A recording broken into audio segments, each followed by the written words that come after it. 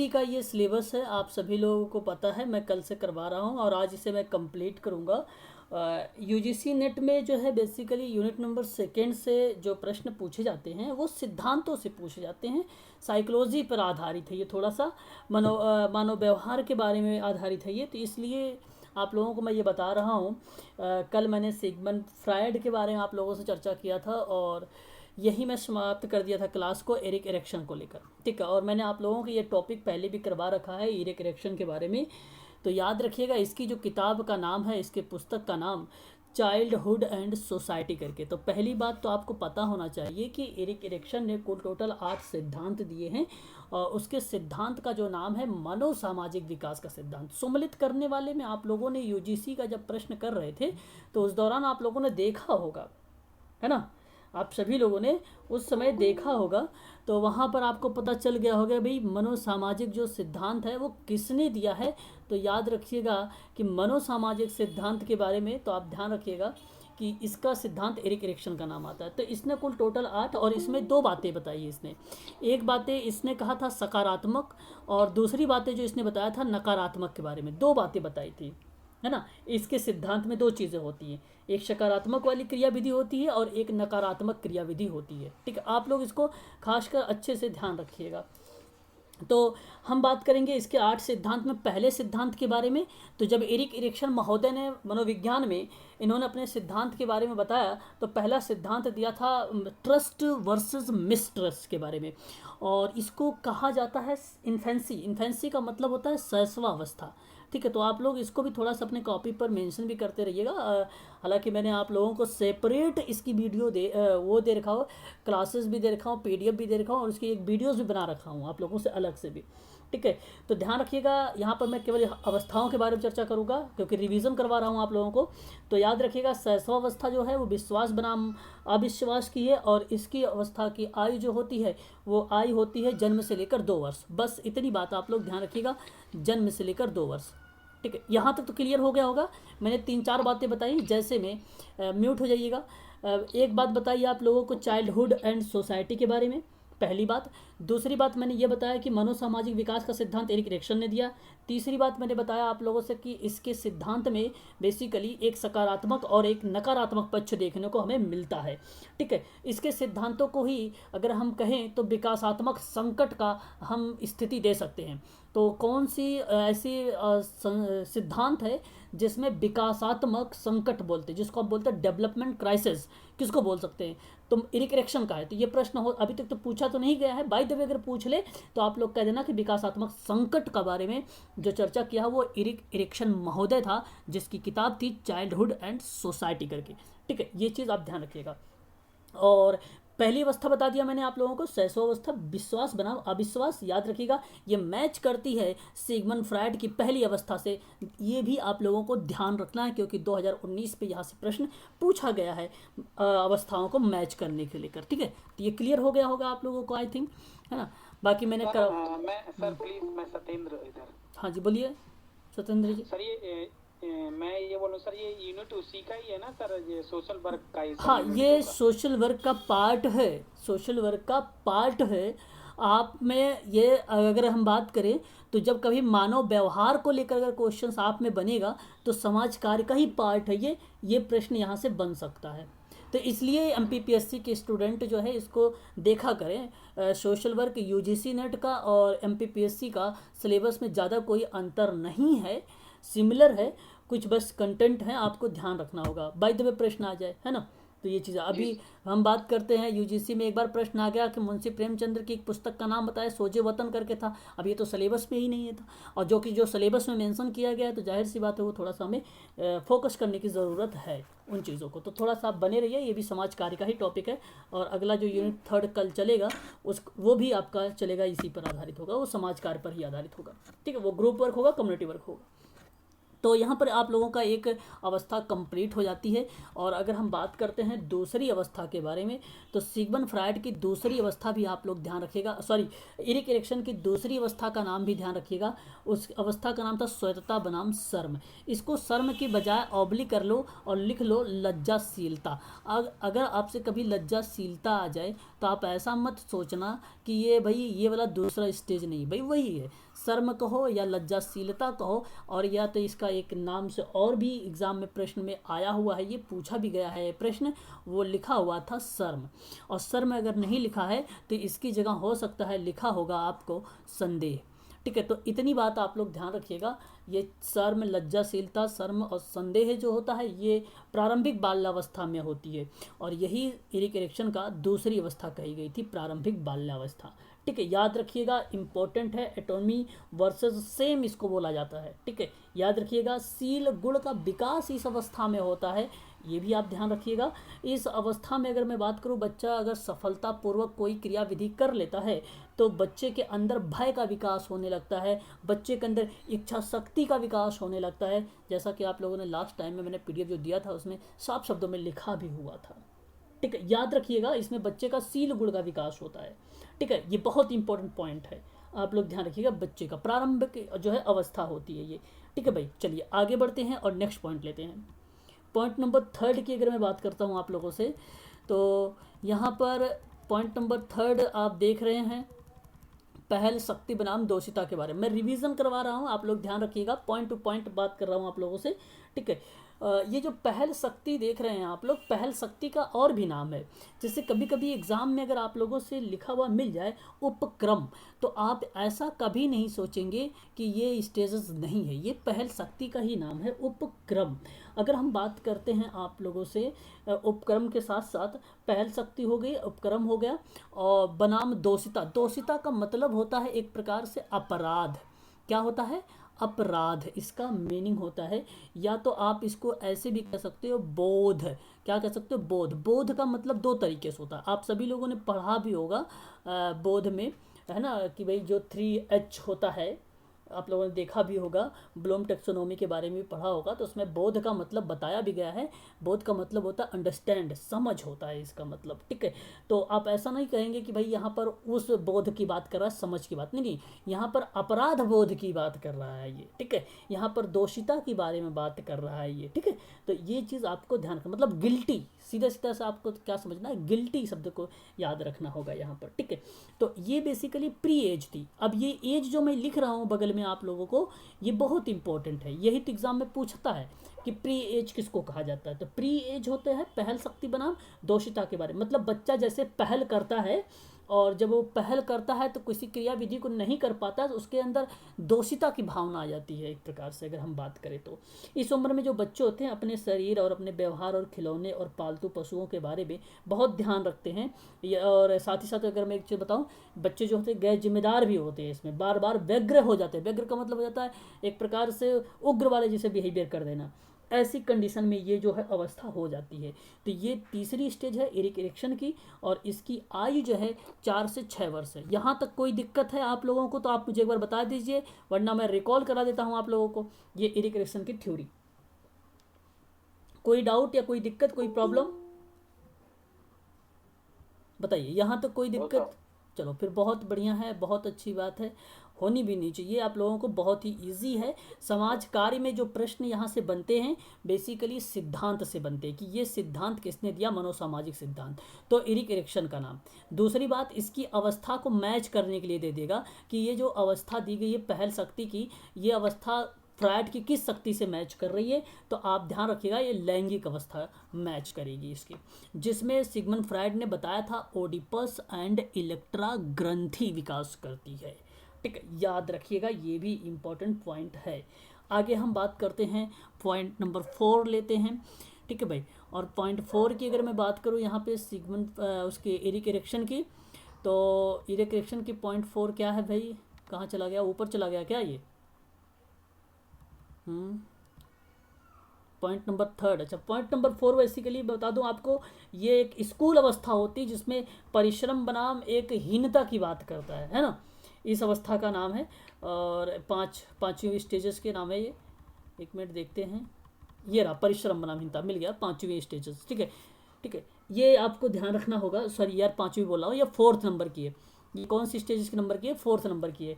ये परिश्रम बनाम, अगर हम परिश्रम को एक और शब्द मिल सकता है आपको, उद्यम मिल सकता है, उद्यम, उद्यम, उद्यम मिल सकता है। ठीक है, उद्यम मिल जाएगा। तो इसका मतलब यही होता है परिश्रम, और बनाम हीनता तो आपको तो पता ही होगा, हीनता। और ये होता है बेसिकली यौना अवस्था में। कौन सी अवस्था में होता है? ये यौना अवस्था में होता है। इसकी आयु जो होती है वो आयु होती है 6 से लेकर 12 वर्ष तक। ठीक है, याद रखिएगा इसकी एज। इसमें बालक नए ज्ञान और कौशल का विकास करता है, परिश्रम पूर्वक और मौलिक कार्यों को लेकर सामाजिक कार्यों में प्रवीण हो जाता है, और आपको बताऊं बौद्धिक कार्यों में भी प्रवीण होता है, मित्र मंडली वगैरह बनाना शुरू कर देता है, मित्र वगैरह बनाना शुरू कर देता है, और बच्चे के अंदर यहीं से आत्मविश्वास भी विकसित होता है। और जब वही आत्मविश्वास कमी के रूप में आता है तो उसके अंदर हीनता की भावना आ जाती है। क्या भावना आ जाती है? हीनता की भावना आ जाती है, जब उसका परिश्रम जो है कामयाब ना हो। जैसे आपको अगर मैं बताऊं, आप अपने ऊपर सोच लीजिए थोड़ा सा, लेकिन एज को मत सोचिएगा, ध्यान में रखिएगा। जैसे अगर आपने यूजीसी या एमपीपीएससी का एग्ज़ाम का फॉर्म अप्लाई किया है, अगर आप कर ले जाते हैं तो फिर तो अच्छी बात है, आपका परिश्रम काम कर जाता है। और अगर आपने असफल हो जाते हैं तो वहाँ पर आपके मन में हीनता की भावना आ जाती है। और यही बात एरिक एरिक्सन ने अपने चौथी अवस्था में बताया था, नाम रखा था उसका यौनावस्था, बताया था परिश्रम बनाम हीनता को लेकर। इस तरीके की बात जो है एरिक एरिक्सन ने कहा है। बात को समझ में आ रही है आप सभी को? कोई डाउट, कोई दिक्कत तो नहीं हो रही है भाई? सतेंद्र जी या हनी जी, अंजलि जी, कोई डाउट नहीं? चलो फिर ठीक है, बहुत बढ़िया। तो ये चीज़ है, आपका सिर्फ रिवीजन हो रहा है। आप सभी लोग इसको ध्यान से देखिए, समझते रहिए। मैच करने के लेकर प्रश्न जो पूछे जाते हैं आप लोगों को मैं जब करवाऊंगा तो वो पर बता भी दूंगा, देखो प्रश्न कहाँ से आया है। कुछ बच्चों ने देखा भी है ऐसे प्रश्नों को, जो नहीं देखे हैं वो भी जल्द ही देख लेंगे जब मैं समाज कार्य के प्रश्न और करवाऊंगा। तो आगे मैं बात करता हूँ नेक्स्ट पॉइंट पर, और यहाँ पर 5वीं पॉइंट का नाम याद रखिएगा एरिक एरिक्सन का। मैं आप लोगों को बता दूँ, ये किशोरावस्था की आयु है। और जाहिर सी बात है, जैसे शैशवावस्था आती है, पहले शैशवावस्था के बाद बाल्यावस्था आती है। हर एक व्यक्ति, हर एक अवस्थाओं से बच्चा क्या करता है, या व्यक्ति गुजरता रहता है, जैसा कि आप सभी लोग जानते हैं। पहले उसकी शैशवावस्था आती है बच्चे की, फिर उसके बाद खेल की अवस्था आती है, फिर बच्चे का यौनावस्था आती है। यौनावस्था को हम कह सकते हैं स्कूल की अवस्था, क्योंकि 6 से लेकर 12 वर्ष तक है वो ना। तो हम लोग क्या करते हैं कि 5 साल के जब हो जाते हैं तो उसके बाद हम स्कूल जाना स्टार्ट कर देते हैं, इसलिए हम इसको बोल सकते हो कि ये स्कूल की अवस्था है। ठीक है, विद्यालय की अवस्था। और पॉइंट नंबर 5th की बात करूँ तो ये एडोलसेंस। एडोलसेंस का मतलब होता है किशोर अवस्था, और इसमें इसको बोला गया अहम पहचान बनाम पहचान भ्रांति के बारे में। और जो अहम पहचान है बेसिकली आपको मैं बता दूं, कभी कभी अगर आप लोगों से मिल जाए ये पहचान भ्रांति की बजाय, ये थोड़ा सा शब्द आप लोगों को कन्फ्यूज़ कर सकता है, तो इसकी बजाय लिख सकता है संभ्रांति। क्या लिख सकता है? संभ्रांति लिख सकता है। इसका मतलब होता है कन्फ्यूज़। इसका मतलब क्या होता है? कन्फ्यूज़। तो जब बच्चा क्या करता है, बच्चा नहीं है अब यहाँ पे, किशोर हो गया ना वो, तो जब वो स्वयं पहचान बनाने के लिए जो किशोर को विभिन्न भूमिकाओं में मतलब जो ग्रुप होते हैं, मित्र मंडली जो होती है, उसमें बच्चा जाने लगता है, और उसमें जो है सही गलत के बारे में भी वो थोड़ा सा ये चीज़ें सब परख लेता है कि भाई ये गलत है, ये सही है, क्या सत्य है, क्या असत्य है, और नई नई धारणाएं, नई नई भूमिकाएं बनाना शुरू कर देता है ऐसी कंडीशन पर बच्चा।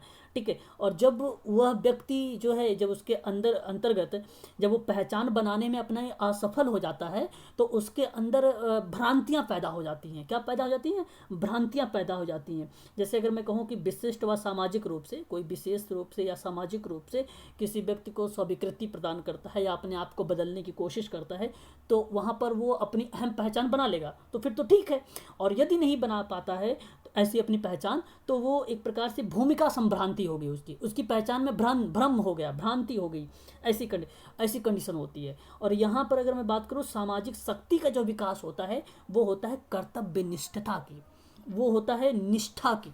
याद रखना आप सभी लोग, कर्तव्य निष्ठा यहाँ पर बहुत इंपॉर्टेंट चीज़ें हैं। और ये आयु जो होती है 12 से लेकर 19 वर्ष भी कह सकते हो, या तो आप 20 वर्ष भी आप इसको बोल सकते हो। ये इम्पोर्टेंट है, ये ध्यान रखिएगा आप सभी लोग, क्योंकि समाज कार्य में मैं क्यों इसको इम्पोर्टेंट बता रहा हूँ। सोशल वर्कर बेसिकली ज़्यादा से ज़्यादा अगर मैं बताऊँ तो 85% जो है इन्हीं पर काम करते हैं, किशोरावस्था पर ही, क्योंकि ये एक ऐसी अवस्था है इसमें विभिन्न प्रकार के जो व्यक्ति होते हैं किशोरावस्था में वो असामाजिक व्यवहार करते हैं। इन्हीं के असामाजिक व्यवहार व्यवहार को समाप्त करना या उन्मूलन करना या एक प्रकार से कम करना एक सामाजिक कार्यकर्ता की एक अहम भूमिका होती है। तो ये थोड़ा सा आप लोग ध्यान रखिएगा कि अहम पहचान बनाम जो पहचान भ्रांति है ये किशोरावस्था की है, और ये बात कहा है एरिक एरिक्सन ने चाइल्डहुड एंड सोसाइटी की किताब में। याद रखिएगा आप सभी लोग, इम्पोर्टेंट है ये सभी की सभी बातें। आगे हम बात कौन सा क्या चाइल्डहुड, कौन सा बुक्स का नाम क्या है सर? Childhood and society. ठीक है, आगे हम बात कर लेते हैं। नेक्स्ट पॉइंट की हम बात करते हैं आत्मीयता बनाम अलगाव के बारे में। अब ये भी अपने आप में एक अहम भूमिका ये भी निभाता है, और यहाँ पर मैं आपको बताऊं तो आप लोग ध्यान रखिएगा, इसको बोला है एरिक एरिक्सन ने प्रारंभिक प्रौढ़ावस्था। क्या बोल दिया था? अर्ली एडल्टहुड बोल दिया था इसको। और अगर मैं आपको बात बताऊं तो यहाँ पे आत्मीयता है। आत्मीयता को कई नाम से जाना जाता है मनोविज्ञान में। इसको कई विद्वानों ने कहा है कि इसको हम कहें अंतर्गता के बारे में। क्या बात करें? अंतर्गता के बारे में हम बोल सकते हैं। अंतर मतलब कुछ विद्वानों ने अलग अलग तरीके से लोगों ने अपनी जो है व्याख्या की है। हालांकि आप सभी लोग जानते होंगे कि विभिन्न प्रकार के विद्वानों ने किस तरीके से नाम रखते हैं। जैसे मैं एक छोटा सा आप लोगों को एग्जाम्पल देना चाहूँगा ताकि आप समझ जाएं यहाँ पर इस बात को कि नाम क्यों यहाँ पर लोगों ने, अच्छा यही नहीं, आप सारी थ्योरी समझ जाएंगे। जैसे आप सभी लोग जानते हैं रामायण अगर आप लोगों ने पढ़ा होगा या तो आप लोगों ने सुना होगा या तो आप लोगों ने किसी से भी बात किया होगा या देखा होगा, जो से भी होगा, तो आप लोगों ने देखा होगा कि भाई सबसे पहले कौन सा कांड होता है? किसी को पता है? रामायण में, रामायण में एक सारी कांडों के नाम पता है आप लोगों को? थोड़ा सा टॉपिक से। पहला बाल कांड। हाँ, पहला बाल कांड। तो इस बात वेरी गुड, यहाँ पे इन्होंने बताया भाई रामायण में पहला बाल कांड आता है। तो बाल कांड से हमें ये बात तो तय पता चल जाता है कि वहाँ पर श्री रामचंद्र जी के बाल के बारे में बात की गई होगी। बात तो यहाँ तक तो तय हो गया होगा। दूसरी जरा मुझे बताइए, दूसरी रामायण में कांड, भाई मैं बात कर रहा हूँ, बताइए जरा। नहीं पता तो मैं बताता हूँ, अगर नहीं मालूम है तो कोई बात नहीं, मैं बता देता हूँ आप लोगों को। तो देखो, एक तो बाल कांड आपको पता होगा कि वहाँ पे जो है श्री रामचंद्र के बारे में बात की गई। दूसरा अयोध्या के बारे में बात किया गया है, तो अयोध्या का पूरा डिटेल दिया गया होगा। एक अरण्य कांड है, तो आप तुरंत समझ जाते हो कि भाई अरण्य कांड क्या होगा। अरण्य कांड के मतलब होगा कि वन के बारे में बात किया होगा। उसके बाद किष्किंधा कांड के बारे में बात होती थी, ये भी पता चल गया। लेकिन एक है सुंदर कांड, आप सभी लोग जानते होंगे सुंदर कांड। विद्वानों ने क्या किया कि विभिन्न प्रकार के उनके अंतर्गत विचार आए कि इसका क्या नाम रखा जाए। कुछ लोगों ने कहा कि नहीं भाई, यहाँ पर जो श्री रामचंद्र जी थे वो श्रीलंका में चढ़ाई करने के लिए उनको आइडिया मिल गया, तो इसलिए इसका सुंदरकांड नाम रख दिया गया। कुछ विद्वानों ने इस तरीके से जिक्र किया, नहीं, हनुमान जी जब बचपन में थे तो वो सूर्य को निगल गए थे और इनको जो है जामवंत जी ने याद दिला दिया और इस वजह से इसको सुंदरकांड रखा जाए। तो हर एक विद्वानों के अलग अलग देखो स्टेटमेंट आ रहे थे। ठीक उसी प्रकार से एरिक एरिक्सन की थ्योरी में भी जो आत्मीयता का और अलगाव का सिद्धांत था या बिल्गन का जो सिद्धांत था, उसी आत्मीयता को अलग अलग विद्वानों ने एक नाम रखा था, जो है अंतर्गता सिद्धांत। क्या रखा था? अंतर्गता भी बोला जाता है इसको। तो आप लोग थोड़ा सा ध्यान रखिएगा, इसको अंतर्गता भी बोला जाता है। और अगर मैं बात करूं तो इसी को आत्मीयता में ही घनिष्ठता भी, बहुत लोग बोलते हैं घनिष्ठता बोला जाता है, कुछ लोग कहते हैं आत्मीयता बोला जाता है। वर्सेस अगर हम बात करें अलगाव का मतलब होता है विलगन, और विलगन आप भली भांति तरीके से जानते होंगे। तो इस अवस्था में जो अर्ली एडल्टहुड है, यह युवा अवस्था की दूसरी से घनिष्ठ संबंध बनाने का प्रयास करता है।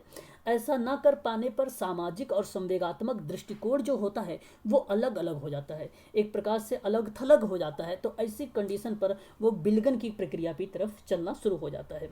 ठीक है, और इस अवस्था में व्यक्ति एकाकीपन महसूस करने लगता है, और अगर मैं बात करूं अकेलापन या अलगाव या अंतर्गता की आवश्यकता होने लगती है ऐसी कंडीशन पर। तो एरिक एरिक्सन के सिद्धांत जो है ये आपका जो 6ठे नंबर का है, ये भी अपने आप में इम्पोर्टेंट है। इसको अर्ली एडल्टहुड बोलते हैं, प्रारंभिक प्रौढ़ावस्था बोलते हैं। अंतर्गता वर्सेस बिलगन या अलगाव आप इसको कह सकते हो। इसकी जो आयु है 20 से लेकर 30 वर्ष तक इसकी आयु है, ये भी आप लोगों को ध्यान रखना होगा। ठीक है भाई, चलिए यहाँ तक तो कोई दिक्कत नहीं हुई होगी। आगे हम बढ़ते हैं थोड़ा सा। ठीक है, यहाँ पर नेक्स्ट पॉइंट पे बात करते हैं हम लोग। पॉइंट नंबर 7 के लेते हैं। हाँ, पॉइंट नंबर 7 कहता है उत्पादकता को जननात्मकता वर्सेस स्थिरता बोला जाता है। जी कुछ कहना चाह रहे हैं आप लोग में से कोई बोल रहे थे? कुछ नहीं, चलो फिर ठीक है। अब आपको मैं बता देता हूँ, जननात्मक ये जो अवस्था है इसको एरिक एरिक्सन ने बोला था मध्य प्रौढ़ावस्था। ये भी साथ साथ लिखा करें आप लोग, क्योंकि ये भी कभी कभी पूछ लेता है कि इसकी आयु क्या होती है। तो मध्य प्रौढ़ावस्था की अगर मैं बात करूँ तो ये इसकी जो आयु है 30 से लेकर 65 वर्ष, 30 से लेकर 65 वर्ष, ठीक है। और ये इसके बारे में अगर मैं बात करूँ, जननात्मक का मतलब जानते हैं क्या होता है? कि अगली जो अपनी अगली पीढ़ी के साथ साथ जो सामाजिक कल्याण के लिए, देखो मैं समाज कार्य पढ़ा रहा हूँ तो इसलिए समाज कार्य हमेशा हर जगह जोड़ूंगा आप लोगों से, ठीक है। इसलिए आप लोग इसका खास कर ध्यान रखें। तो जननात्मकता का मतलब ये बना, स्थिरता का मतलब ये बन गया एक प्रकार से अगर मैं बात करूँ तो अपनी अगली पीढ़ी के साथ साथ सामाजिक कल्याण के लिए सोचना। जब जननात्मक चिंता उत्पन्न नहीं होती है तब हम उसको कहते हैं स्थिरता का खतरा बढ़ रहा है। क्या बढ़ रहा है? स्थिरता का खतरा बढ़ रहा है। तो एक प्रकार से आप यहाँ पे कह सकते हो गतिरोध स्थिरता को, या तो आप ये भी बोल सकते हो यहाँ पर मंदता बोल सकते हो। आप मंदता भी एक प्रकार से गतिरोध का ही सिनोनिम हो जाएगा, समानार्थी शब्द ही हो जाएगा, है ना। तो आप इसको भी बोल सकते हैं, है ना। तो ऐसे में आप लोगों को ये पॉइंट नंबर जो है 7 मिडिल एडल्टहुड को भी ध्यान रखना होगा, ठीक है। चलिए आगे बढ़ते हैं इसी क्रम में अब हम लोग। अच्छा, बेसिकली अगर इसका सफलतापूर्वक अगर कोई व्यक्ति कर लेता है ना, तो उसके अंदर जो होता है देखभाल या आत्म केंद्रित की जो संज्ञा होती है वो विकसित हो जाती है ठीक है। तो ये आपको ध्यान रखना होगा। चलिए आगे हम बात कर लेते हैं पॉइंट नंबर नेक्स्ट की। पॉइंट नंबर अगर मैं नेक्स्ट की बात करूं आप लोगों से, तो यहाँ पर पॉइंट नंबर 8 जो दिया हुआ है ये लास्ट है। इसकी स्टेजेस 8 ही स्टेजेस दिया था और ये काफ़ी बार एग्जाम में पूछा भी गया हुआ है। और ये है उत्तर प्रौढ़ावस्था, और ये उत्तर प्रौढ़ावस्था को मेच्योरिटी बोला जाता है। एक प्रकार से परिपक्वता आप कह सकते हो, या तो आप इसको बोल सकते हो उत्तर प्रौढ़ावस्था बोल सकते हो, ये भी बोल सकते हो। तो इसमें कहा कि अहम संपूर्णता, और कुछ विद्वानों ने कहा नहीं भाई अहम संपूर्णता का मतलब तो समग्रता होता है। तो भाई ठीक है, चलो तुम्हारी भी बात मान लेता हूँ। संपूर्ण का मतलब क्या होता है? समग्र ही तो होता है। बात तो ठीक है, चलो तो आप इसको समग्रता भी बोल सकते हो। अब आगे है बनाम, यानी बनाम का मतलब होता है वर्सेस, तो और इसका मतलब होगा निराशा, ठीक है, डिस्पेयर। तो आपको यहाँ पे निराशा भी ध्यान रखना होगा। अब ये है क्या, इसकी आय तो आप ध्यान रखिएगा 65+ है, और 65+ का मतलब होता है मृत्यु पर्यंत तक चलेगा ये, ठीक है। तो जीवन का अंतिम वर्षों में व्यक्ति क्या करता है? व्यक्ति 65 साल की उम्र है, सोचिए जरा एक बार, आपके घर में कोई बुजुर्ग इंसान अगर होंगे तो आप उनके बारे में सोचिए वो क्या कर रहे हैं। तो जीवन के अंतिम वर्षों में है तो व्यक्ति अपने आप को प्रश्न पूछता है उस समय, और पूछता ये है कि मैंने अपने जीवन में क्या किया, क्या महत्व था, क्या इम्पोर्टेंस था, उन सभी चीज़ों के बारे में यहाँ पर व्यक्ति क्या करने लगता है?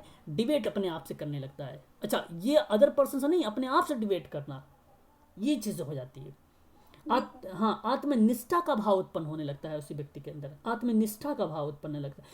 अब आप सोच लीजिए कि जैसे मान लीजिए आप 30 साल की उम्र में अगर आपने कोई ज़मीन नहीं परचेज़ किया 35 साल की एज में, तो आप जब ऐसी अवस्था में जाएंगे तो आप ये सोचेंगे यार मैं जब 30 साल की एज थी तो मैं इतने पैसे कमा रहा था, इतने पैसे कमा रही थी, तो मुझे ये ज़मीन परचेज कर लेनी चाहिए थी, खरीद लेनी चाहिए थी उस दौरान पर अपने बच्चों के लिए। तो ऐसी कंडीशन पर जब ये आपने पूरा संपूर्ण तरीके से सोचा और आपके अंदर ऐसा नहीं हो पाया, मैंने नहीं किया, तो आपके अंदर वो चीज़ें क्या हो रही है? निराशा उत्पन्न कर रही है आपके अंदर।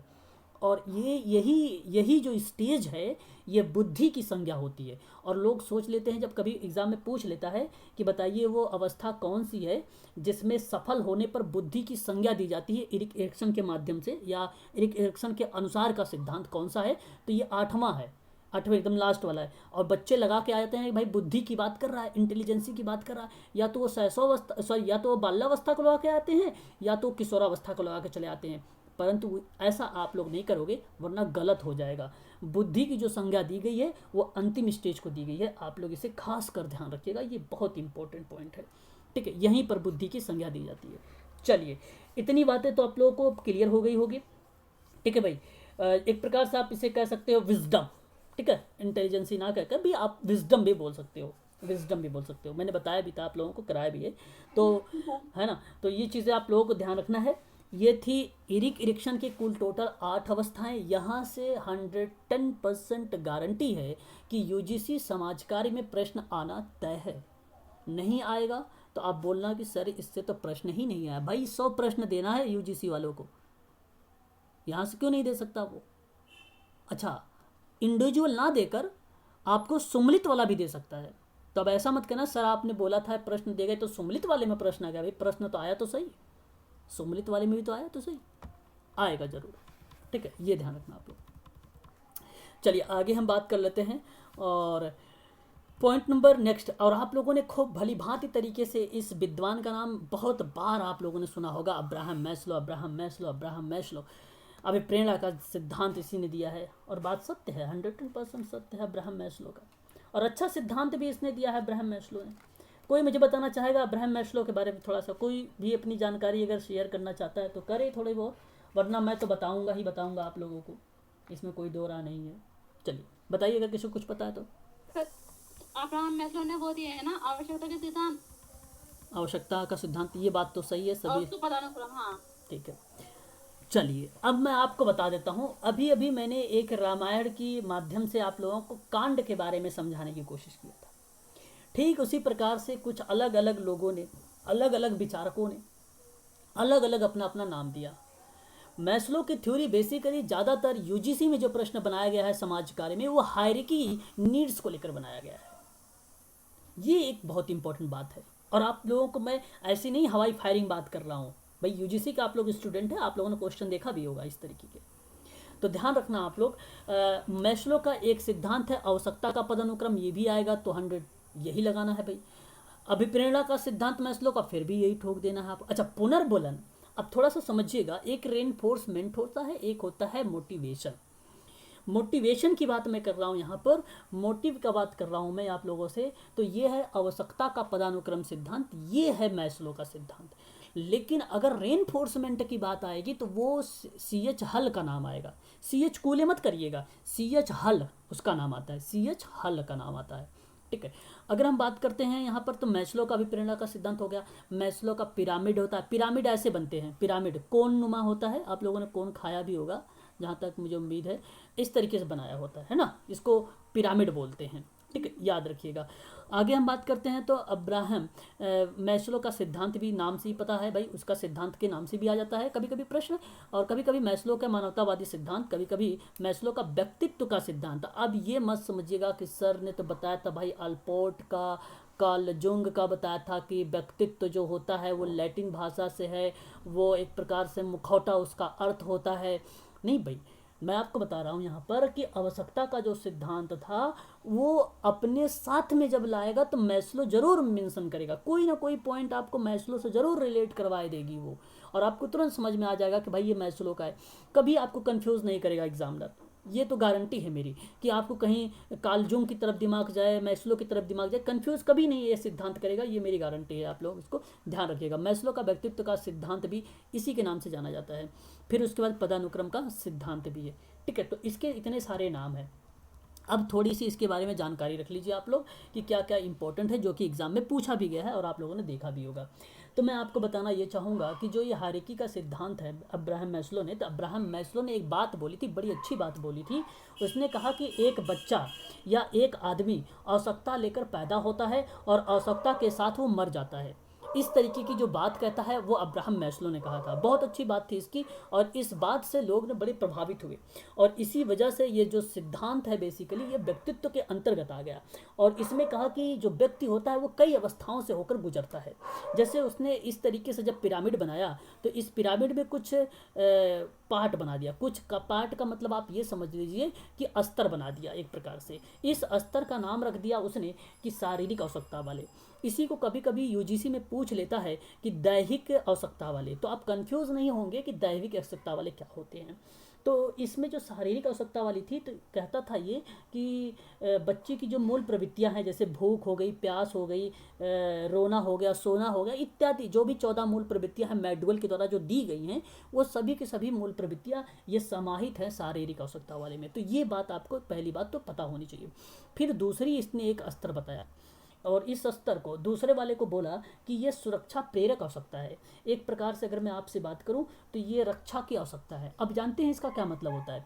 इसका मतलब होता है ये जो अवस्था होती है सुरक्षा की, इसमें आवश्यकता की पूर्ति करने पर व्यक्ति के खतरे की सुरक्षा का अनुभव होता है। खतरे के बारे में जानकारी उसे होती है कि इसका तात्पर्य होता है जैसे भौतिक चीज़ें क्या है, मनोवैज्ञानिक चीज़ें क्या है, इन सारी चीज़ों के खतरों के बारे में ये बच्चा जान लेता है। तो ये दूसरी अवस्था होती है। ये कौन सी अवस्था होती है? दूसरी। और इन्हीं दोनों अवस्था को अब्राहम मैस्लो ने एक नाम दे दिया। उसका नाम रखा था इसने निम्न स्तर। क्या नाम रखा था? निम्न स्तर। आप लोग भी इसको इसी तरीके से समझते चलिएगा साथ साथ। इसका नाम रखा निम्न स्तर। ठीक है, यहाँ पर मैं नीचे लिख दिया हूँ। फिर तीसरी अवस्था आती है, और ये तीसरी अवस्था जो थी अब्राहम मैस्लो का, ये थी आत्मीयता की आवश्यकता, या आप कह सकते हो प्रेम, अपनत्व, स्नेह, प्रेरक आवश्यकता बोल सकते हो। अब देखिए, इनका कहना ये था कि इस अवस्था में जो आत्मीयता की अवस्था है, इस अवस्था में बच्चा क्या करता है, जो है प्रेम करना शुरुआत कर देता है, एक प्रकार से स्नेह करना शुरुआत कर देता है। और यहाँ अगर हम बात करें तो आत्मीयता की भावना आना शुरू हो जाती है। आत्मीयता की भावना क्या आने स्टार्ट हो जाती थी। तीसरी अवस्था थी इसकी। ये कौन सी अवस्था थी? तीसरी अवस्था थी। उसके बाद अगर मैं बात करूँ तो एक चौथे नंबर की अवस्था थी, और इस अवस्था को बोला उसने आत्मसम्मान प्रेरक की अवस्था। किसकी? आत्मसम्मान प्रेरक की अवस्था बोला।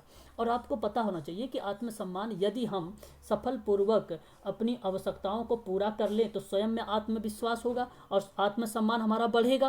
क्यों? बात तो सही है ये तो। जब हम कोई अपना काम सफलतापूर्वक कर लेते हैं, तो अगर मान लीजिए यही जो चीज़ें हैं, दूसरों से सम्मान प्राप्त करने की ओर जो इच्छित करता है, मतलब दूसरे से हमें सम्मान मिले, इस तरीके की क्रियाविधि जो व्यक्ति के अंदर आती है, वो चौथी अवस्था में आती है।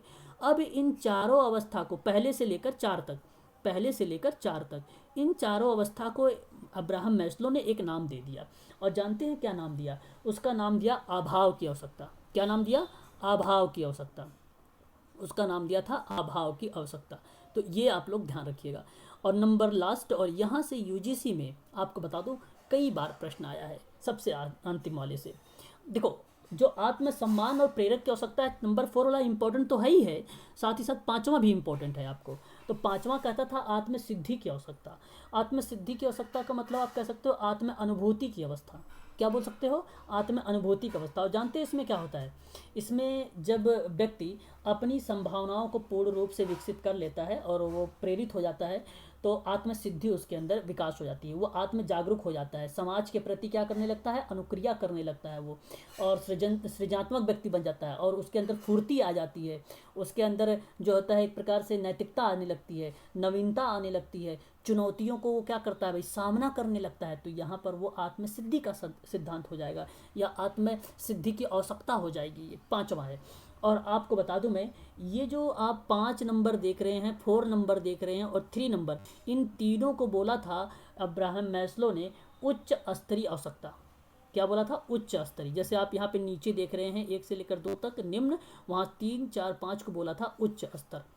ठीक है, अब तो आप समझ गए होंगे भली भांति तरीके से। अभी आपको और मिल जाएगा यहाँ पर पीडीएफ में भी, ये सारी चीज़ें मिल जाएंगी आप लोगों को। अब आगे हम बात अगर करते हैं आप लोगों से, तो इसके अंतर्गत जो है अब्राहम मैस्लो का ये जो चीज़ें हैं ये बहुत ही फेमस है, इसको आप खास कर ध्यान रखिएगा। अभिप्रेरणा का सिद्धांत। ठीक है, और यहाँ पर देखिए 1954 में इसने क्या किया था? प्रस्तुत किया था। और इसकी जो किताब थी, ये किताब कभी कभी पूछ लेता है कि 1954 में वो किताब का नाम बताइए, तो वो किताब की नाम थी a theory of human motivation. A theory of human motivation Abraham Maslow की किताब की नाम थी। और इसी किताब में कहा कि जो व्यक्ति होता है अपनी आवश्यकता लेकर वो जन्म लेता है, और आवश्यकता के साथ ही वो क्या हो जाता है? ख़त्म हो जाता है। तो उसके बारे में इसने बताया था अब्राहम मैस्लो ने इसी किताब में, और अपनी 5 अवस्थाओं के माध्यम से पूरी कहानी को समेट दिया था अब्राहम मैस्लो। बहुत ही महान विद्वान था ये। ठीक है, आप ऐसा कह सकते हैं इसे। ठीक है भाई, चलिए आगे हम बात कर लेते हैं। यहाँ पर जैसा कि आप लोग यहाँ पे पिरामिड देखेंगे, तो पिरामिड में मैंने जितनी भी चीज़ें बताई है, उन सभी चीज़ों को जो आप लोगों के सामने यहाँ पर दिख रहा है, ये सारी की सारी चीज़ें आ जाएंगी। जो मैंने पहले आप लोगों को बताया था वो यही था, शारीरिक आवश्यकता। ठीक है, ठीक है, यही था। जो सेफ्टी की बात मैं कर रहा था आप लोगों से, वो यही था सुरक्षा और रक्षा की। जो मैं आपसे स्नेह की बात कर रहा था, सुरक्षा की बात, आत्मीयता की जो बात कर रहा था, वो आपका पॉइंट नंबर 3 यही था। अगर पॉइंट नंबर 4 की बात करूँ तो आत्म सम्मान की बात ये थी। और एक्चुअलाइजेशन का मतलब ये था, आप लोगों को मैंने बताया था, आत्म अनुभूति, आत्म सिद्धि की बात मैंने किया था, वो ये थी। ठीक है, कभी कभी एग्जाम में ये प्रश्न बनकर आ जाता है कि मांग पूर्ति का सिद्धांत किसने दिया है। नैतिक मांग की बात नहीं कर रहा हूँ मैं मांग पूर्ति की बात कर रहा हूँ। नैतिक मांग की बात करूँगा तो आप तो वैसे भी तेज हो, आप बता दोगे जैसल कोनफ्का का नाम है ना, गेशल कोनफ्का का नाम है ना। चल, तो ये चीज़ें थी और आगे हम बात करते हैं। और यहाँ पर देखिए ये जो है बेसिकली और भी इसके नाम है, नाभिकीय आवश्यकता का सिद्धांत है। बाकी मैंने सारे सिद्धांतों के बारे में जिक्र कर चुका हूँ, है ना। और आगे हम बात कर लेते हैं। और यहाँ पर देखिए मैंने यही 5 अवस्थाओं के बारे में बात कर रहा था कि शारीरिक, दैहिक और सुरक्षा और संबंध, स्नेह और सम्मान और आत्म सिद्धि, इन्हीं के बारे में मैं आप लोगों से परिचर्चा कर रहा था अभी आप लोगों से। ये है उसकी जो है बेसिकली पिरामिड। आप इस पिरामिड में अच्छे से देख रहे होंगे तो आपको समझ में आ जाएगा। क्या आपको दिखाई दे रहा है पिरामिड? जरा एक बार मुझे बता दीजिए, मैं इसको थोड़ा सा, हाँ, इससे आप बहुत अच्छे तरीके से समझ जाएंगे। लेकिन आप थोड़ा सा ध्यान रखिएगा, यहाँ मैंने आपको 2 बताया है तो आप इसको नहीं करेंगे कि सर ये 3 होता है। नहीं नहीं नहीं, 3 नहीं होता, 3 गलत है। हर एक किताबों में अलग अलग होता है, परंतु अगर मैं आपको जो चीज़ें बता रहा हूँ वो एस.के. मंगल की किताब है, साइकोलॉजी के पास जिसके पास एस.के. मंगल की बुक होगी तो उसको बेसिकली आप लोग फोकस करिएगा, वो आपको मिल जाएगा यहाँ से ये दोनों। ठीक है, ये एस.के. मंगल की किताबों को जो है आयोग ने सही माना है, आप लोग ध्यान भी रखेंगे इस बात का भी। आयोग ने जो है एस.के. मंगल का सीटेट का जब एग्ज़ाम हुआ था तो आयोग वालों ने क्या मान लिया था, इसको सही मान लिया था। ठीक है, तो आप ध्यान रखिएगा, यहाँ तक लीजिएगा, तभी से मैं सभी बच्चों को यही बताता हूँ। ठीक है, यही चीज़ आप ध्यान रखिएगा। ठीक है, आयोग ने सही भी माना है उसको। ठीक है, कई किताबों पर अलग अलग देखो, अलग अलग सिद्धांत, अलग अलग थ्योरीज हैं, लोगों ने दिया है तो अलग अलग तरीके से मिल भी जाते हैं, है ना। और यहाँ पर देखो एक एक करके पूरी एक्सप्लेन, आपको पूरी जानकारी मिल जाएगी कि शारीरिक और मनोदैहिक आवश्यकता के सिद्धांत में क्या क्या स्टेटमेंट है। ये सारी की सारी चीज़ें आप लोगों को यहाँ से मिल भी जाएगी अगर आप पढ़ना चाहें तो। बाकी PDF अभी आपको मिल ही जाएगी, और शायद नहीं मिली है तो ये आप लोगों को प्रोवाइड कर दी जाएगी अभी। हाँ चलो, हम बात कर लेते हैं। अभी तक मैंने एरिक एरिक्सन को बता दिया, आप लोगों को बता दिया अब्राहम मैस्लो के बारे में, जो कि बहुत ही इंपॉर्टेंट था, क्वेश्चंस उससे भी आते हैं। मानव व्यवहार के बारे के अंतर्गत अगर हम बात करें, मानव व्यवहार के बारे में, व्यवहारवाद के बारे में बात करें तो यूनिट नंबर 2 में UGC में दिया हुआ है समाज कार्य में। तो वहाँ पर मानव व्यवहार के बारे में अगर मैं आपसे बात करूँ तो याद रखना आप सभी लोग, एक नाम आता है, वो नाम है आप सभी का शास्त्रीय अनुबंधन का सिद्धांत होता है एक। व्यवहारवाद के सिद्धांत में सबसे पहले अगर कोई नाम आता है तो JB वॉटसन का नाम आता है, ये भी आपको ध्यान रखना होगा। JB वॉटसन ने बेसिकली एक इसका जो ये पुत्र था, 11 माह का पुत्र था JB वॉटसन का, और अपने बच्चे पर इसने एक खरगोश, आप ध्यान से मेरी बात को सुन लीजिएगा, बाकी आप लोग अगर जो चीज़ें सुन लेंगे ना अच्छे से तो वो भी अगर याद रहेगी तो भी काम आ जाएगा, क्योंकि वो भी एग्जाम में पूछा जाता है। तो इसका जो बच्चा था 11 माह का, उसका नाम था अल्बर्ट।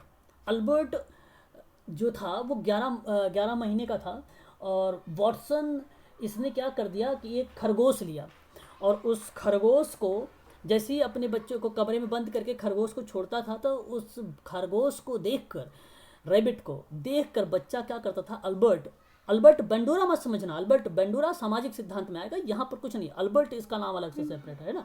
तो अल्बर्ट क्या था, ये एक डरावनी आवाज़ निकालता था, खरगोश जो है डरावनी आवाज़ निकालता था, तो बच्चा डर जाता था इसका, JB वॉटसन का बच्चा जो है डर जाता था। और भाई साहब इसने 11 माह के बच्चे पर अपने पर किया, और आज इतना फेमस है कि आज इसको जाना जाता है व्यवहारवाद का जनक, पिता जाना जाता है इसे, JB वॉटसन को। इसने पूरा सिद्धांत दे दिया, इसके बारे में बता दिया। सिर्फ देखो, समझ रहे नहीं किस चीज़ का खोज कर, बिहेवियर के बारे में बताया इसने। तो ध्यान रखना, डरावनी आवाज़ निकालना, ये एग्जाम में ऑप्शन में आता है, डरावनी आवाज़, तो याद रखना JB वॉटसन का ही है। और अगर उसके पुत्र का नाम पूछे तो अल्बर्ट, अगर पूछे एक्सपेरिमेंट किस पे किया तो आप बताना खरगोश, रैबिट, याद रखना आप लोग। ये यहाँ से 3 चीज़ें आपको मिल सकती है। नेक्स्ट अगर मैं बात करता हूँ तो एक और नाम आता है, और वो नाम है ट्रायल एंड एरर। आप लोगों ने भली भांति तरीके से जानते होंगे, प्रयास एवं त्रुटि। अभी ये भी PDF मिल जाएगा, थोड़ा सा नाम आया है तो मैं क्लियर कर देना चाहता हूँ आप सभी लोगों को। तो प्रयास एवं त्रुटि का सिद्धांत के अंतर्गत इसको हम बोलते हैं ट्रायल एंड एरर की थ्योरी, और ये E.L. थॉर्नडाइक का था, E.L. थॉर्नडाइक का था। E.L. थॉर्नडाइक महोदय ये अधिगम का पहला सिद्धांत दिया, पहला सिद्धांत। सॉरी सॉरी, पहला सिद्धांत इसी का है, इसका क्या नाम है, इवान पैट्रिक पावलोव का। पहला सिद्धांत नहीं दिया था। ट्रायल एंड एरर की अगर मैं बात करूं आप लोगों से, तो इसने एक अधिगम का ही सिद्धांत दिया, लेकिन पहला सिद्धांत नहीं दिया। और इसने कहा कि बुद्धि नहीं होती, बुद्धि नहीं होती, ये कोटेशन था इसका। ठीक है, व्यक्ति क्या करता है भाई, सीखता है, सीखने से उसके नॉलेज बढ़ती है, इसके बारे में बात कर रहा था ये इवान जो है ट्रायल एंड एरर की थ्योरी में। और इसका जो एक्सपेरिमेंट इसने किया था, आप ध्यान रखिएगा, एक था बंदर और एक था बिल्ली। और बिल्ली वाला बहुत ज़्यादा फेमस है, जो कि बिल्ली से काफ़ी बार प्रश्न पूछे भी गए हैं, कैट का। ठीक है, ये चीज़ अभी आप लोग ध्यान रखिएगा। अब अगर हम बात करें इवान पैट्रिक पावलोव के बारे में, ये पावलोव नाम लिखा हुआ है और ये 1904 में, ये पहला सिद्धांत है। ये कौन सा सिद्धांत है, पहला सिद्धांत है, पहला अधिगम है यही है। सबसे पहला अधिगम कौन सा है, इसीलिए इसको बोला जाता है प्राचीन। और प्राचीन का एक नाम है, आप सभी लोगों ने नाम सुना होगा, इतिहास वगैरह पढ़ा होगा, शास्त्रीय, इसी को बोला जाता है। तो प्राचीन अनुबंधन का सिद्धांत, इसको इंग्लिश में क्लासिकल कंडीशनिंग थ्योरी बोला जाता है। ठीक है, क्लासिकल कंडीशनिंग थ्योरी। और थ्योरी की आलोचना हो सकती है, सिद्धांत की आलोचना नहीं हो सकती, यानी प्रिंसिपल। तो सिद्धांत दो मतलब होता है, एक का मतलब होता है प्रिंसिपल और एक का मतलब होता है थ्योरी।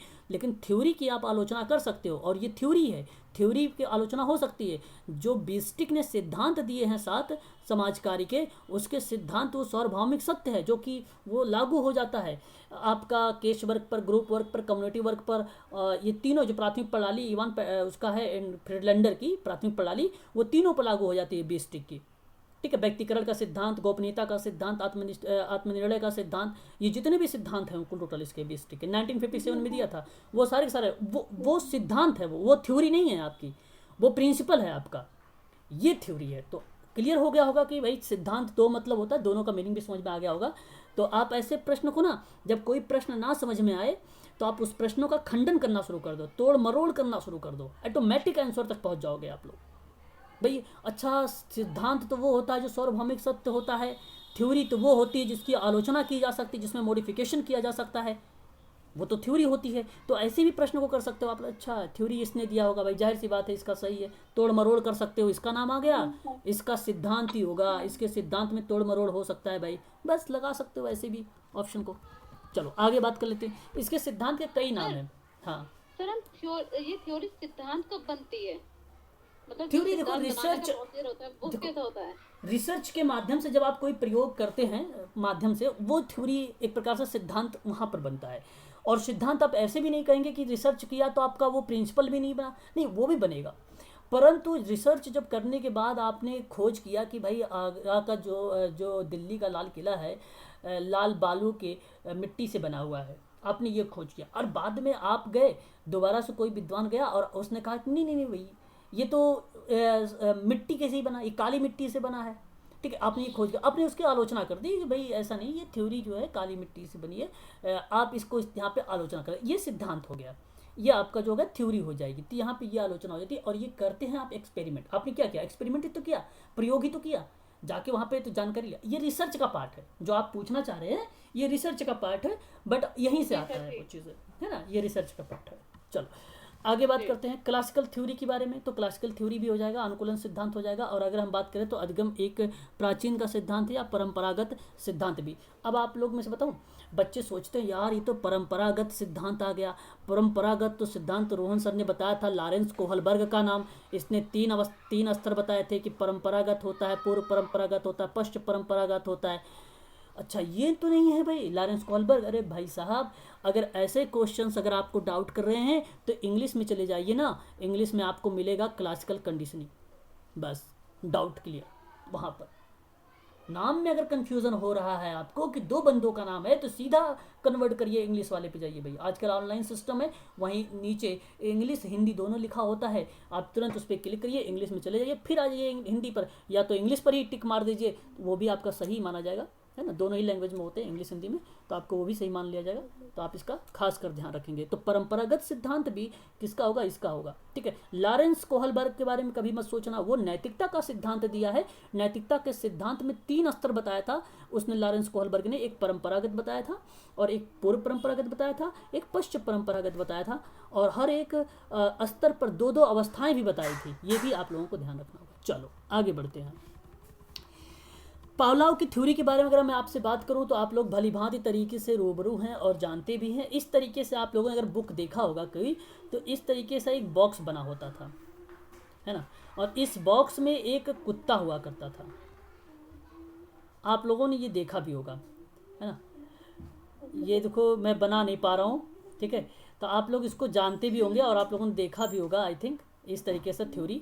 और यहाँ पर एक बना होता था बीकर टाइप का, है ना, और यहाँ जो बना होता था, तो इस पावलोव ने महोदय ने जो कुत्ते पे जब खोज किया, एक्सपेरिमेंट किया, खोज नहीं किया था, एक्सपेरिमेंट किया था। ये रसिया का रहने वाला था बंदा, पावलोव, यानी पैट्रिक पावलोव। अब यहाँ पर इसने भोजन रखा पावलोव ने।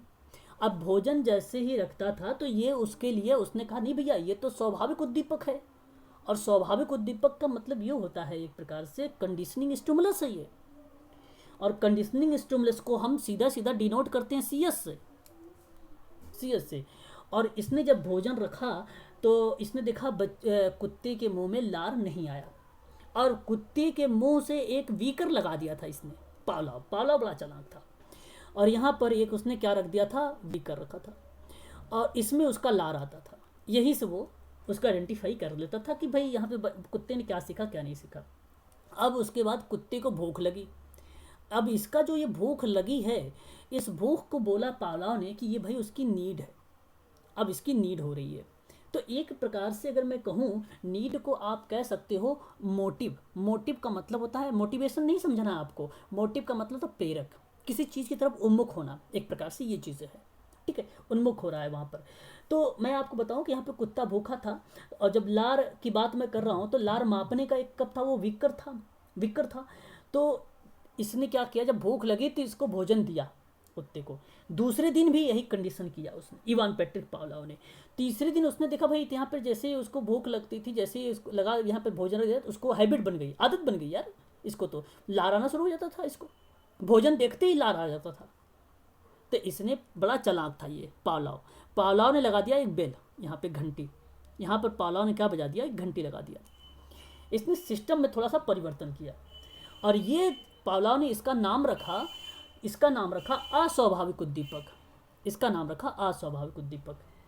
और यहाँ पर प्रश्न इस तरीके से बना हुआ भी है, यूजीसी में तो नहीं बना हुआ है, ये मैंने खुद दिया भी है, सीटेट में क्रैकर हूँ, तो सीटेट में खुद बना हुआ था ये प्रश्न, और उस समय आया भी था कि इवान पैट्रिक पावलोव के सिद्धांत में, ठीक है, उद्दीपक कौन सा है, तो उसमें लिखा हुआ था घंटी की आवाज़, भोजन, ठीक है, और उपरोक्त सभी, इस तरीके से दिया हुआ था। और मैं आपको बता दूं वहाँ पे सही जवाब जो था घंटी की आवाज़ था, भोजन नहीं था, क्योंकि प्रश्न स्वाभाविक उद्दीपक से था ही नहीं, प्रश्न था अस्वाभाविक उद्दीपक से। प्रश्न अगर आपसे कहेगा अस्वाभाविक उद्दीपक कौन थे, तो वो घंटी नहीं थी, घंटी की आवाज़ थी। यहाँ पे मैं घंटी की आवाज़, देखो मेरी बात को समझिएगा, आवाज़ अलग है, घंटी अलग होती है, ठीक है, घंटी अलग होती है और घंटी की आवाज़ अलग होती है। तो घंटी की जो आवाज़ थी वो थी अस्वाभाविक उद्दीपक, और यहाँ पर जो भोजन था वो था स्वाभाविक उद्दीपक, ठीक है, याद रखिएगा, ये बहुत ही इंपॉर्टेंट टॉपिक है, कभी कभी डीप में जा सकता है बाय द वे, ठीक है। तो इस तरीके से उसने घंटी जब बजाई तब लार आना लगा बच्चे, तब उसको, तो इस तरीके से 2 दिन बाद, तीसरे दिन बाद, चौथे दिन, इस तरीके से क्रियाविधि होने लगी।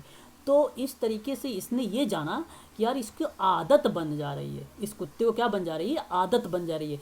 तो यही कारण है इसको हैबिट कहा गया, क्या बोला गया, आदत का सिद्धांत भी बोला गया है। तो आदत का सिद्धांत किसने दिया है, तो आप ये भी कह सकते हैं इवान पैट्रिक पावलोव ने दिया है, ठीक है। तो आप इसे ध्यान रखिएगा, ये बेसिकली जो है अनुबंधन का है, और अनुबंधन का मतलब होता है एक प्रकार से चिपका हुआ, सटा हुआ, ठीक है, सीखने के बारे में एक प्रकार से अगर मैं बात कहूँ, इसी को कभी कभी एग्जाम में पूछ लेता है CR का मतलब क्या होता है, कंडीशनिंग रिस्पॉन्स। तो कंडीशनिंग रिस्पॉन्स थ्योरी, ठीक है, CR थ्योरी इसी ने दिया है। और बच्चे लगा के आ जाते हैं OCT वाली को, क्योंकि उसने SR बोला है ना, वहाँ पे SR स्टिमुलस है, उसका क्या नाम है, BF स्किनर का, तो उसका बच्चे लगा के चले आते हैं, BF स्किनर का नाम लगा के चले आते हैं, वो गलत हो जाता है, जो कि कंडीशनिंग वाली है। कंडीशनिंग की बात ये करता है, स्टिमुलस की बात करता है BF स्किनर, सॉरी जो है स्टिमुलस की बात करता है BF स्किनर, बात करता है स्टिमुलस की बात करता है, ठीक है, और ये बात करता है कंडीशनिंग की। बस सिंपल सी बात है यहाँ पर, बाकी इसमें कुछ है ही नहीं, है ना, इस थ्योरी में। तो यहाँ बाकी आप देखें ना, पूरी कहानी मिलेगी आपको। देखो टाइप 1 में क्या किया, भोजन देने से पहले कुछ देर तक घंटी बजाई, फिर कुछ देर बाद उसको घंटी बजते कुत्ते को लार टपकने लगा। ये सारी चीज़ें जब वहाँ पर आया तो अर्थात यहाँ पे कुत्ता का जो अस्वाभाविक हुआ वो स्टिमुलस हुआ। तो ये चीज़ें यहाँ पर देखने को हमें मिल जाएगी। हमें पीडीएफ मिल जाती है, पूरा पढ़ लेंगे उसके बारे में, लेकिन पढ़ने की ज़रूरत भी आप लोगों को नहीं है ना। ये चीज़ आप लोग ध्यान रखिएगा, ठीक है। ये अगर आप लोग सीटेट पढ़ते हैं या DSSS में पढ़ते तो मैं आपको ये बताता कि ये इंपॉर्टेंट है। लेकिन वैसे भी आप जान लीजिए कि जो अनकंडीशनिंग स्टिमुलस है वो भोजन है, और जो अनकंडीशनिंग रिस्पॉन्स है ये एक प्रकार का लार है, और ये लार की बात कर रहा है कुत्ते की, ठीक है। तो जब ये कुत्ते ने भोजन देखा कुत्ते ने, फिर उसके बाद उसके लार आने लगा, तो ये एक स्वाभाविक क्रिया थी। फिर बाद में जैसे भी अगर मान लीजिए 1 दिन 2 दिन बाद आया, फिर दोबारा उसको भोजन सामने आ गया, फिर लार आ गया, ऑटोमेटिक। ये स्वाभाविक चीज़ है, स्वाभाविक आप समझ रहे होंगे, स्वाभाविक चीज़ें हैं। जैसे आप लोग गोलगप्पे देखते हो भाई, जैसे देखा आपने, ये स्वाभाविक चीज़ है, चलो गोलगप्पे की दुकान पर चले जाए। तो इस तरीके की कंडीशन है एक प्रकार से। इसी तरीके से कुत्ते के अंदर भी वो चीज़ें थी, ये एक हैबिट थी, ये एक प्रकार स्वाभाविक था, ठीक है। ये चीज़ आप ध्यान रखिएगा, ठीक है। तो अगर जब कभी भोजन दिखेगा और कुत्ते की लार की बात होगी तो ऑप्शन में आपको लिखा रहेगा स्वाभाविक क्रियाएं, ठीक है, वो आपका करेक्ट हो जाएगा। ठीक उसी प्रकार से CS की बात कर दिया, CS का मतलब घंटी। अब घंटी मत समझिए, घंटी की आवाज़ समझिए यहाँ पर, और फिर उसके साथ घंटी की आवाज़ जोड़ा, और साथ ही साथ उसने जोड़ दिया UCS। अब देखो UCS मतलब यहाँ पर अगर मैं बात करूँ तो UCS भोजन है, लार नहीं है, ये तो UCR लार है। जब भोजन और घंटी एक साथ देखा कुत्ते ने तो फिर भी स्वाभाविक क्रिया कर दिया भाई, जाहिर सी बात है, फिर तो उसको आदत बन गई ना, तो फिर आदत बन गई, फिर उसको वही चीज़ें होने लगी। और जब कुत्ते ने केवल यहाँ पर घंटी की आवाज़ देखा और भोजन ही नहीं मिला, तो बताओ क्या स्वाभाविक प्रक्रिया करेगा? तो उस प्रक्रिया को बोला कि अस्वाभाविक प्रक्रिया है भाई, उसको बोला अस्वाभाविक प्रक्रिया है ना, अस्वाभाविक प्रक्रिया है। तो इस तरीके से आप इसको समझ सकते हैं। चलो आगे आप समझ गए होंगे आई थिंक, बाकी इतना डीप में जाने की ज़रूरत नहीं थी। बाकी बहुत बच्चों का ये टॉपिक जो था यूनिट 2 मुझे लग भी रहा था आप लोगों को वीक था थोड़ा सा, तो इसको मैंने कंप्लीट करवा दिया है आप लोगों का आज, है ना। यहाँ पर देखिए एक, जैसे अगर आपने क्या किया कि किसी प्रतियोगी परीक्षा के लिए, जैसे UGC या MPPSC का आप तैयारी कर रहे हैं, और प्रातः आप क्या करते हैं भाई, जल्दी उठने के लिए आपने 5 बजे का अलार्म लगा दिया। तो एक दिन, या मान लीजिए आप प्रतिदिन की बात करता है, 2 दिन 3 दिन अगर आपने अलार्म लगा के काम करते हैं, तो चौथे दिन 5वें दिन आप ऑटोमेटिक उसी टाइम आप बताइए क्या करते हैं भाई, 5 बजे अलार्म लगा देते हैं तो प्रातः उठ नहीं जाते हैं आप लोग। अगर 2 3 दिन 4 दिन 5 दिन करते हैं तो उसके बाद ऑटोमेटिक वो चीज़ें हो जाती हैं ना। तो वो एक हैबिट है, हाँ, वो एक आदत बन गई है आपको। पावलोव ने ये बात कहा कि 2-3 बार आप करिए। और बेसिकली मैं बताऊं, ये साइकोलॉजिकल के पॉइंट ऑफ व्यू से, अगर किसी व्यवहार को आपको अगर छुड़ाना है या कोई भी काम अगर आपको करना है, तो आप 21 दिन ना करें, और 21 दिन नहीं करेंगे तो जाहिर सी बात है वह बिहेवियर आपका कन्वर्ट हो जाएगा, बदल जाएगा दूसरे में। 21 दिन आप जो है 5 घंटे या 6 घंटे डेली पढ़े, उसके बाद आपको ये हैबिट बन जाएगी, आदत बन जाएगी। ये साइकोलॉजी कहती है, मनोविज्ञान। और इवान पैट्रिक पावलोव के माध्यम से आपने ये थ्योरी समझ ही लिया है कि जाहिर सी बात है वह हैबिट तो बनी जाएगी, है ना, है कि नहीं। चलो, तो ये थी आज की जो आप लोगों क्लास, और ये क्लास आपका यूनिट 2 यहाँ पे हो गया समाप्त। और अगर मैं आपको बताऊं यहाँ पर और भी कुछ विद्वानों के नाम के बारे में चर्चा कर देता हूँ थोड़ा बहुत, अगर पूछ लेगा तो आप, ताकि भाई वहाँ पे दिक्कत ना करें आप लोगों के लिए। एक OCT का लेकर आता है, OCT मतलब होता है ऑपरेंट कंडीशनिंग थ्योरी। इस ऑपरेंट कंडीशनिंग थ्योरी के बारे में मैं आपको बता देता हूँ, मोटा मोटा याद रख लीजिए। सक्रिय अनुबंधन का सिद्धांत है, स्किनर ने दिया था। ये सफ़ेद चूहे और कबूतर पे किया था, सफ़ेद चूहा और कबूतर पे इसने दिया था। और इसके सिद्धांत में जो था पुनर्बलन बहुत इंपॉर्टेंट था। पुनर्बलन किससे संबंधित है भाई? तो पुनर्बलन आप ऐसा मत कह देना कि भाई थॉर्नडाइक का है, भाई इसका है, नहीं, पुनर्बलन का नाम आ जाएगा आपका किस में, आपका BF स्किनर में नाम आ जाएगा, ठीक है। ये 3-4 लोगों को जो मैंने नाम बताया है, थॉर्नडाइक का नाम, पावलोव का नाम, और सक्रिय अनुबंधन के सिद्धांत में आपको BF स्किनर का नाम, और JB वॉटसन का, ये 4 जो लोगों का नाम बताया मैंने, ये व्यवहारवाद में आते हैं। ये किस में आते हैं? व्यवहारवाद में आते हैं। लेकिन आप सोच रहे हैं जीन पियाजे फिर किस में आते हैं सर? जीन पियाजे संज्ञानात्मक में आते हैं। गेस्टाल्ट किस में आते हैं? गेस्टाल्ट आपका, म्यूट हो जाइए, गेस्टाल्ट जो होते हैं वो आपका आते हैं संज्ञान में। अगर मैं आपसे कहूँ सामाजिक अधिगम का सिद्धांत को ही बोला गया, अवलोकन का सिद्धांत अल्बर्ट बंडूरा का है, ये भी आपका आता है संज्ञान में। कॉग्निटिव में मतलब थ्योरी को 2 भागों में डिवाइड कर दिया गया था, एक को बोला था व्यवहारवाद सिद्धांत, एक को बोल दिया था संज्ञानवाद का सिद्धांत। संज्ञानवाद में जीन पियाजे, जेरम ब्रोनर का नाम आ जाता है, गेस्ट, बहुत सारे विद्वान हैं। मैं इंपॉर्टेंट चीज़ों पर सिर्फ चर्चा कर रहा हूँ आप लोगों से, ठीक है। जैसे अभी आपने पढ़ा होगा परिस्थितिकी का सिद्धांत, ब्रेनो, क्या नाम था उसको, पता है परिस्थिति का सिद्धांत किसने दिया है? ब्रेनर था ना, क्या नाम था उसका? ब्रोफेन ब्रेनर था, जिसमें मीजो, माइक्रो और क्रोनो का जो सिस्टम दिया था, एक प्रकार की व्यवस्था दिया था, याद नहीं आ रहा होगा शायद आप लोगों को, मैं बता देता हूँ दोबारा से। 1979 में इसने बात किया था, ये बात ध्यान रखिएगा। वो सिद्धांत भी आप लोगों को कॉग्निटिव की थ्योरी में आता है। याद आया आप लोगों को? अब नहीं याद आया? जी सर। चलो फिर ठीक है, अगर याद आ गया तो फिर अच्छी बात है। तो ये आप लोग इसको ध्यान रखिएगा, ठीक है भाई। चलो बहुत बढ़िया। तो यहाँ तक ये टॉपिक आपकी हो गई क्लियर। गेस्टाल्ट के बारे में आप ध्यान रखिएगा कि मैक्स वर्दिमन का नाम आता है, जर्मन शब्द से लिया गया है। और गेस्टाल्ट ने चिंपैंजी पर खोज किया। चिंपैंजी जानते हो क्या सब? एक उसका नाम था सुल्तान। ये भी प्रश्न आया हुआ था एक बार, यूपी टेट में आया हुआ था, उत्तर प्रदेश के जो टीचर एजिबिलिटी का टेस्ट हुआ था उसमें आया हुआ था कि बताइए कोहलर ने किस पर काम किया था। ऑप्शन में लिखा हुआ था सुल्तान। सुल्तान, तो याद रखिए सुल्तान कौन है भाई, ठीक है? सुल्तान आपको चिंपैंजी है, बस। गेस्टाल्ट, हाँ। और पता है चिंपैंजी को, उसी को बोला अंतर्दृष्टि के सिद्धांत, उसी को बोल दिया था। चिंपैंजी वाले सिद्धांत को अंतर्दृष्टि का सिद्धांत बोला था, इनसाइड लर्निंग बोला था इसको। क्या बोला था? इनसाइड लर्निंग बोला था इसको। और जो सामाजिक अधिगम का सिद्धांत था और जिसको अवलोकन का सिद्धांत बोला गया था, वो अल्बर्ट बेंडूरा ने दिया था। और अल्बर्ट बेंडूरा ने एक फिल्म दिखाई थी बच्चों को, तीन ग्रुपों में फिल्म दिखाई थी बोबोडोल में।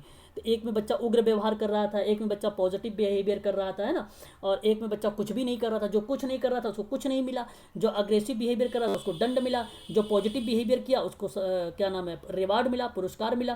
तो ये चीज़ें अल्बर्ट बेंडूरा ने बोबोडोल पर किया था, ये भी आप ध्यान रख सकते हैं। कभी कभी सम्मिलित करने में लेकर पूछ लेता है कि भाई बताइए जरा सामाजिक अधिगम का सिद्धांत किसने दिया, अवलोकन का सिद्धांत किसने दिया, तो आप तुरंत लगा देना अल्बर्ट बेंडूरा ने दिया, 1963 में दिया था, ठीक है? तो आप ऐसे ही इसको याद रख सकते हैं, ठीक है? तो ये टॉपिक आपका समाप्त हो गया यहाँ से आज, यूनिट नंबर 2। ये लंबा टॉपिक भी था आप लोगों के लिए और ये इम्पोर्टेंट भी था, जो कि लेक्चर आप लोगों के लिए बहुत ज़्यादा ज़रूरी था। तो रिकॉल भी हो गया होगा आप लोगों को, बहुत सारी चीज़ें याद भी हो गई होंगी, और आप लोगों ने देखा भी होगा इससे संबंध में सम्मिलित को लेकर समाज कार्य में प्रश्न भी, वो भी चीज़ें आप लोगों ने ध्यान दिया होगा कि भाई साथ साथ कि हाँ ये प्रश्न वहाँ आए थे, ये प्रश्न यहाँ आए हैं, ठीक है? ये भी क्लियर किया होगा। बाकी मैं जब आपसे प्रश्न करवाऊंगा तो इसके बारे में आप लोगों से चर्चा जरूर करूंगा, ठीक है? कोई डाउट है तो आप लोग पूछ लीजिए आप मुझसे, चलिए पूछिए, कोई डाउट वगैरह है तो। नहीं। चलो फिर अच्छा।